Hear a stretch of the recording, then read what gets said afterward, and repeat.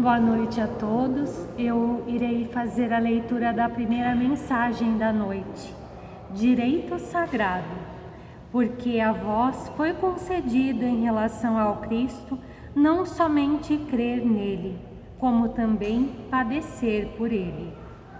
Cooperar pessoalmente com os administradores humanos em sentido direto sempre constitui objeto da ambição dos servidores dessa ou daquela organização terrestre. Ato invariável de confiança, a partilha da responsabilidade entre o superior que sabe determinar e fazer justiça e o subordinado que sabe servir, institui a base de harmonia para a ação diária. Realização essa que todas as instituições procuram atingir. Muitos discípulos do cristianismo parecem ignorar que, em relação a Jesus, a reciprocidade é a mesma, elevada ao grau máximo no terreno da fidelidade e da compreensão. Mais entendimento do programa divino significa maior expressão de testemunho individual nos serviços do Mestre. Competência dilatada, deveres crescidos, mais luz, mais visão. Muitos homens naturalmente aproveitáveis em certas características intelectuais, mas ainda enfermos da mente, desejariam aceitar o Salvador e crer nele, mas não conseguem, de pronto, semelhante edificação íntima. Em vista da ignorância que não removem e dos caprichos que acariciam, falta-lhes a integração do direito de sentir as verdades de Jesus, o que somente conseguirão quando se reajustem o que se faz indispensável. Todavia, o discípulo admitido aos benefícios da crença foi considerado digno de conviver espiritualmente com o Mestre. Entre ele e o Senhor já existem a partilha da confiança e da responsabilidade. Contudo, enquanto perseveram as alegrias de Belém e as glórias de Cafarnaum, o trabalho da fé se desdobra maravilhoso. Mas em sobrevindo a divisão das angústias da cruz, muitos aprendizes fogem, receando o sofrimento e revelando-se indignos da escolha. Os que assim procedem categorizam-se à conta de loucos, porquanto subtrair-se à colaboração com o Cristo é menosprezar um direito sagrado. Que assim seja.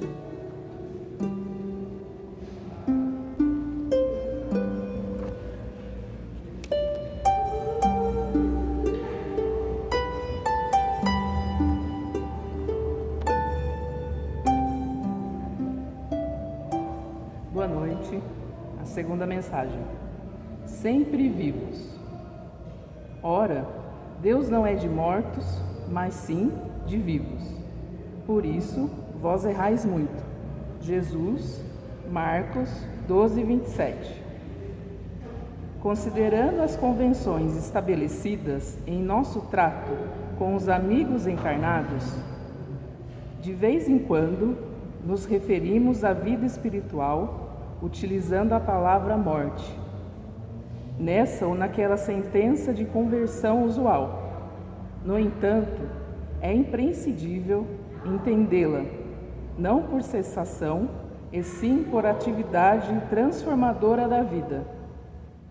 Espiritualmente falando, apenas conhecemos um gênero temível de morte, a da consciência degerida do mal, torturada de remorso ou paralítica nos desempenheiros marginam a estrada da insensatez e do crime. É chegada a época de reconhecermos que todos somos vivos na criação eterna. Em virtude de tardar a semelhante conhecimento nos homens, é que se verificam grandes erros. Em razão disso, a Igreja Católica Romana criou sua teologia: um céu, um inferno. Diversas coletividades das organizações evangélicas protestantes apegam-se à letra, crentes de que corpo, vestimenta material do espírito, ressurgirá um dia dos sepulcros, violando os princípios da natureza, e inúmeros espíritas nos têm como fantasmas de laboratório ou formas esvoaçantes, vagas e aéreas, errando indefinidamente.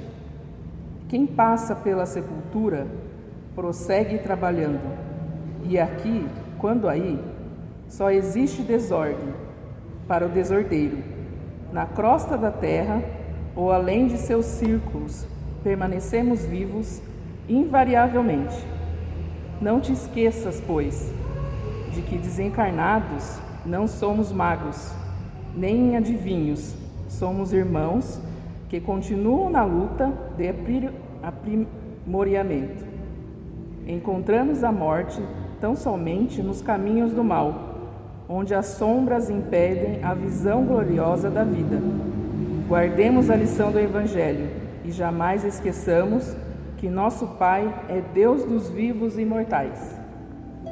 Graças a Deus.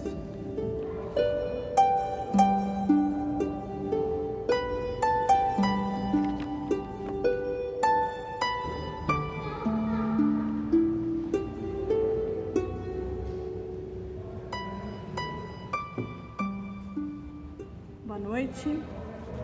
Vou ler a terceira mensagem da noite. Inconstantes.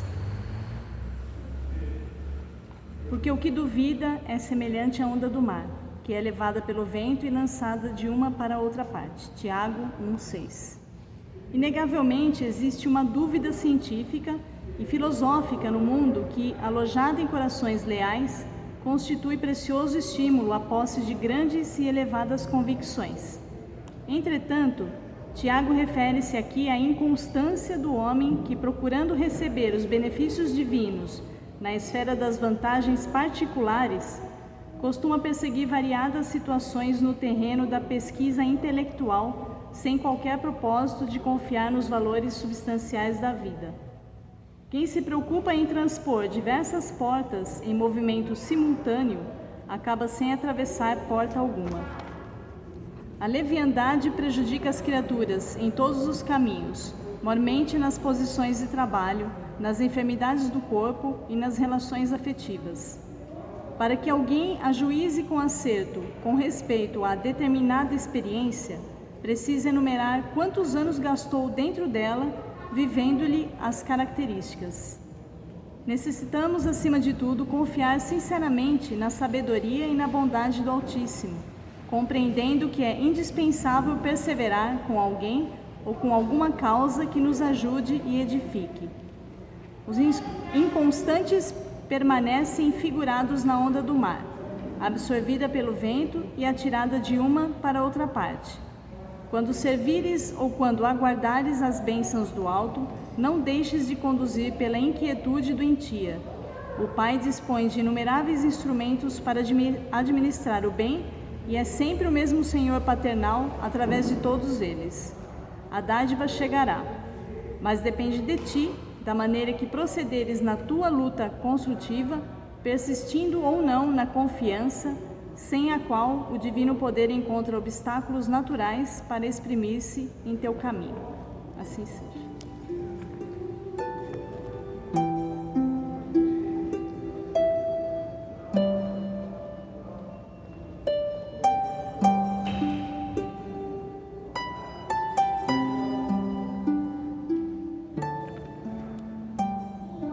Boa noite, sejam todos bem-vindos. Vou dar os recadinhos da noite e em seguida o nosso evangelho. O bebedouro, a localização é ali no cantinho, no final da sala. Livros, nós temos livros para empréstimo aqui na biblioteca, é só falar com alguém da recepção se vocês tiverem interesse. podem ficar 15 dias com o livro, mas se não deu tempo de ler, é só voltar e esticar o tempo, mais 15 dias e assim por diante. Temos livros à venda na mesa da recepção. Se vocês tiverem interesse também, é só conversar com alguém ali na frente. Vou falar sobre os cursos que a casa oferece. Nós temos o curso online de reforma íntima, toda segunda-feira, às 8 horas da noite. Os interessados, só deixar o nome e o telefone também ali na recepção, ok? Temos o curso básico de Espiritismo, todas as quartas-feiras, às 19h30. E os estudos dos livros de André Luiz, às sextas-feiras, às 19h40. Os interessados podem deixar nome, telefone e a gente entra em contato com vocês para colocá-los dentro dos grupos. Gostaria de falar sobre assistência fraterna. Assistência fraterna ocorre nos dias de evangelho, seria às quartas-feiras, a partir das 19h30 e aos domingos, a partir das 8h30, com o evangelho às 9h. Então, às quartas-feiras, assistência fraterna, para quem quiser conversar, a partir das 19h30 e o evangelho às 8h. E aos domingos, a assistência fraterna a partir das 8h30, com o evangelho às 9h da manhã. Aqueles que tiverem interesse de participar da assistência fraterna, por favor, deixar o nome para agendamento, tá bom? Para ficar uma coisa mais organizada. Também tudo com o pessoal da recepção. Gostaria de falar que nós estamos abrindo um grupo de jovens e não temos a data definida ainda, mas os interessados que tiverem os jovens e quiserem deixar o nome e o telefone para a gente dar início com esse grupo dos jovens, também, por favor, deixar nome e telefone. Então, é isso. E agora, convido a todos de seus pensamentos tranquilos, em paz, para o nosso evangelho com a Jéssica. Obrigada.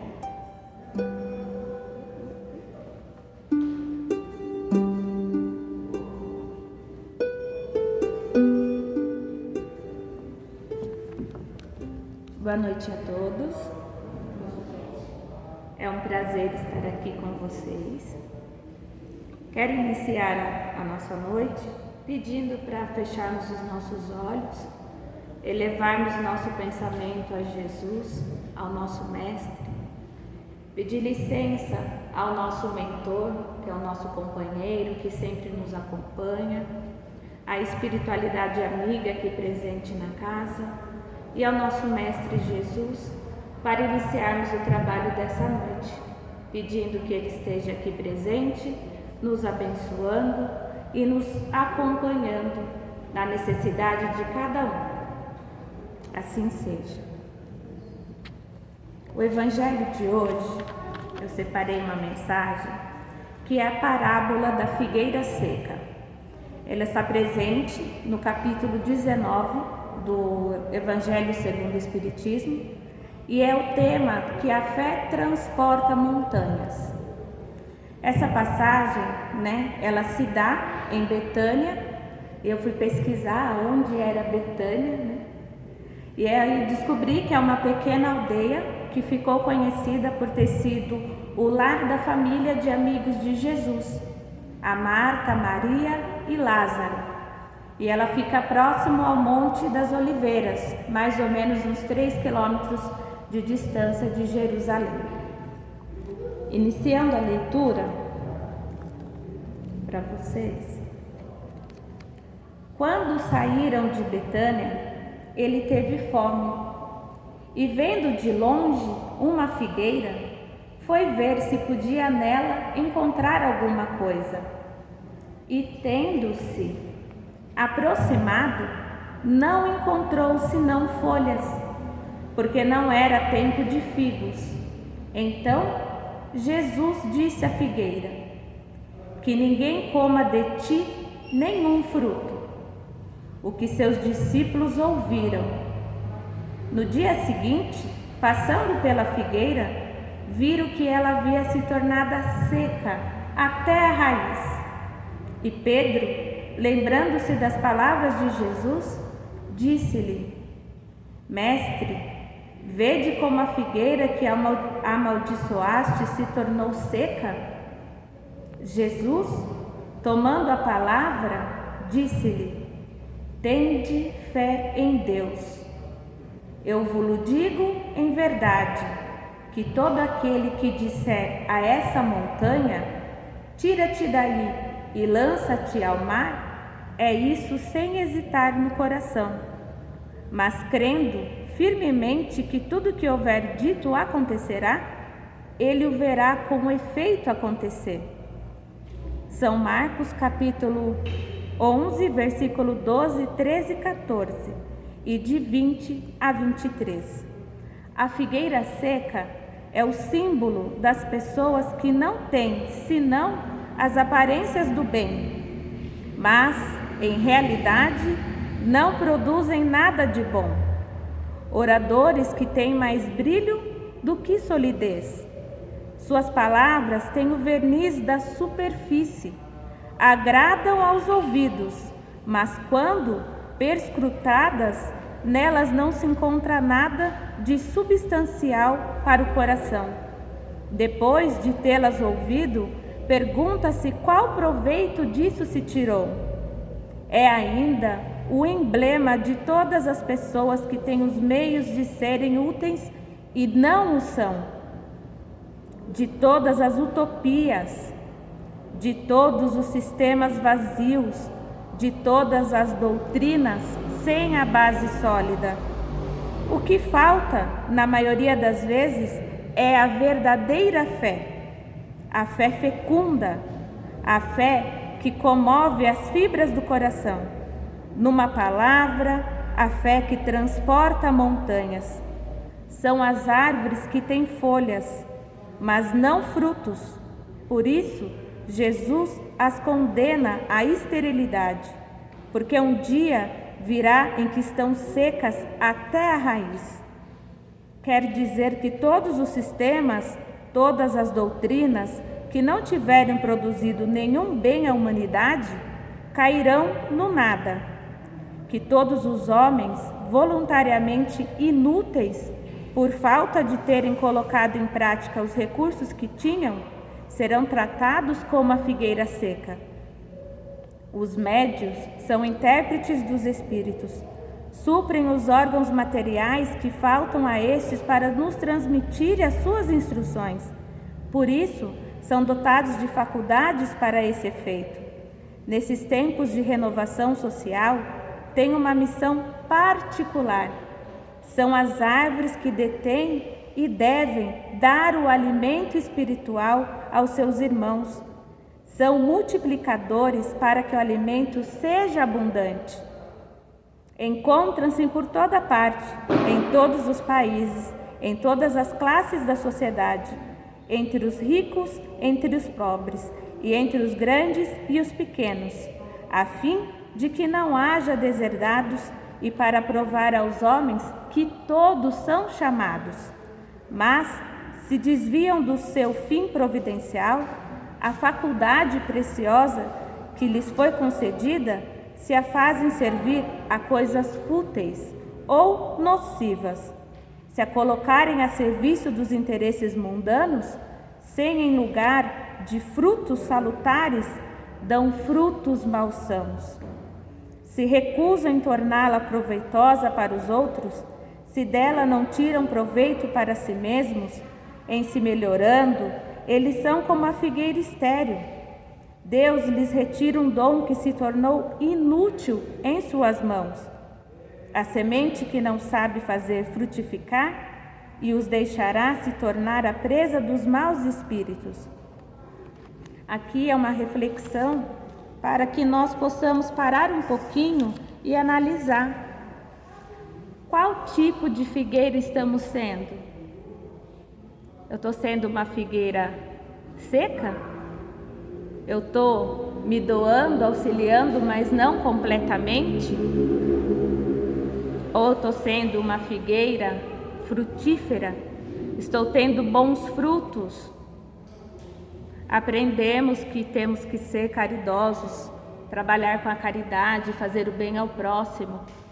Mas não adianta eu dar uma cesta básica para uma família e depois comunicar para Deus e o mundo que eu fiz aquilo. Aquilo que você dá com o coração tem que ficar entre você e a pessoa. Muitos você vê na internet praticando caridade, ajudando ao próximo nessa pandemia, mas se vangloriando do ato. Essa é uma figueira estéril, seca.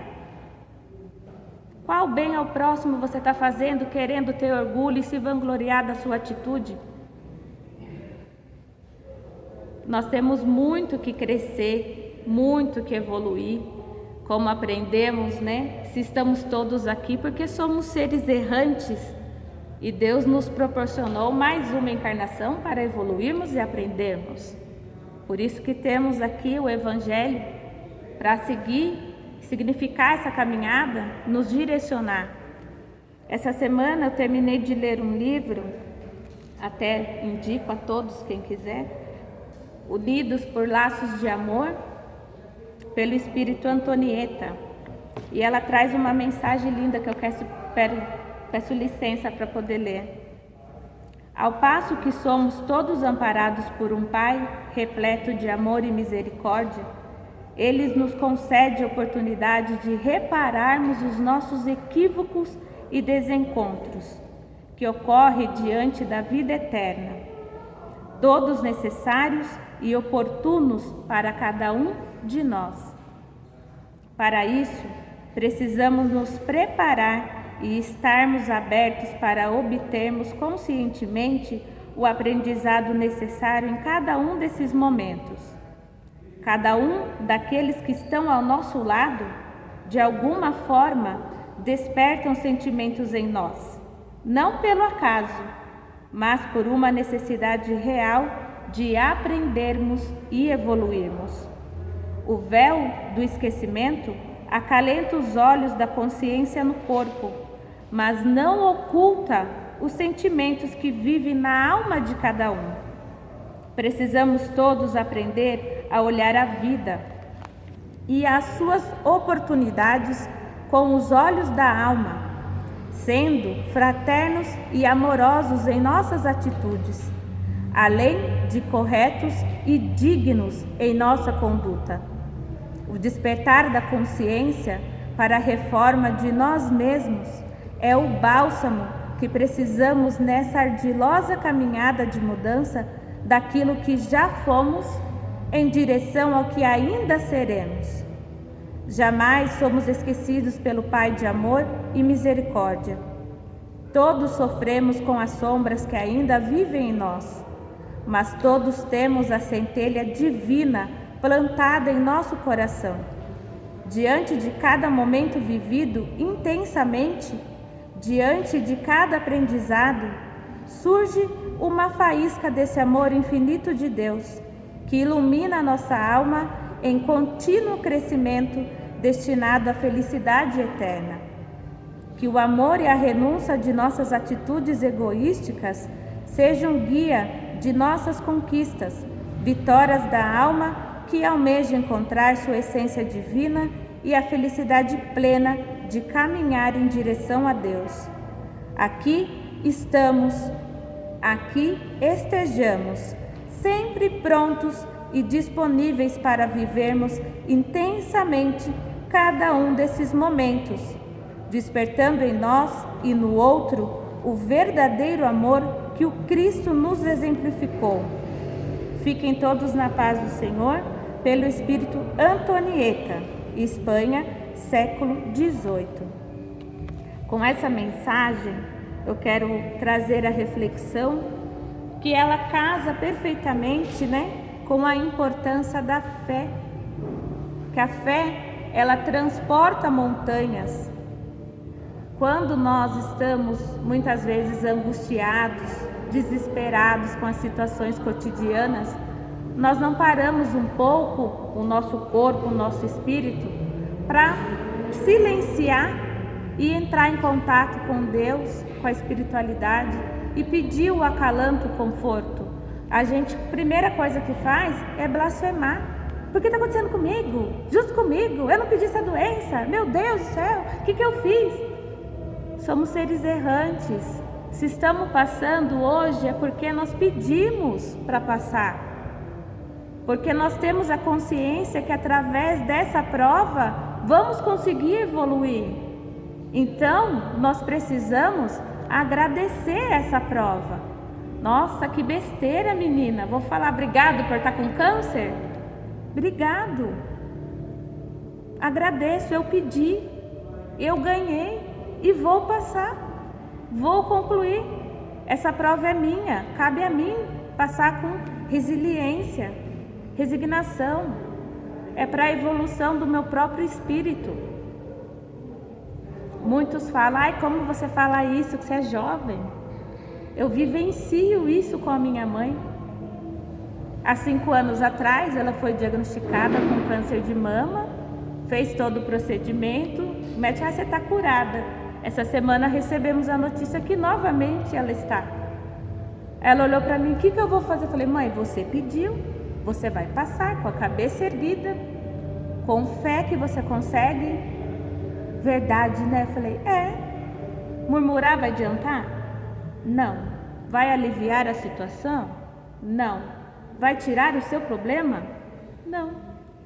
Então erguemos a cabeça, agradecemos a Deus a oportunidade de evoluirmos e passar por essa fase. Assim devemos ser em todas as situações da nossa vida. Desde a minúscula, com um relacionamento com um amigo no trabalho ou com o marido em casa, em todas as situações. Antes de murmurarmos, vamos nos silenciar. Faça o teste como modifica e diferencia toda a situação. E vamos ter fé, acima de tudo, porque ela nos conforta, ela nos tranquiliza e consegue, nesse silêncio, clarear a nossa mente, a nossa visão futura. Agora, convido a todos para fecharmos os nossos olhos, para fazer a nossa prece de finalização do Evangelho. Senhor, meu Deus, neste momento, quero pedir que o Senhor esteja presente ao nosso lado, ao lado de cada um aqui, tanto os encarnados quanto os desencarnados. Que o Senhor possa atingir e auxiliar na dificuldade, na necessidade de cada um. O Senhor conhece o coração de cada um, as intenções, e assim pedimos que a espiritualidade da casa, ao nosso mentor, esteja aqui, trabalhando a favor de cada um, suprindo essa necessidade e suprindo as dificuldades que assim por vir. Peço, Pai, que acompanhe cada um aos seus lares com essa paz e com essa tranquilidade que tivemos nessa noite. Assim seja, graças a Deus.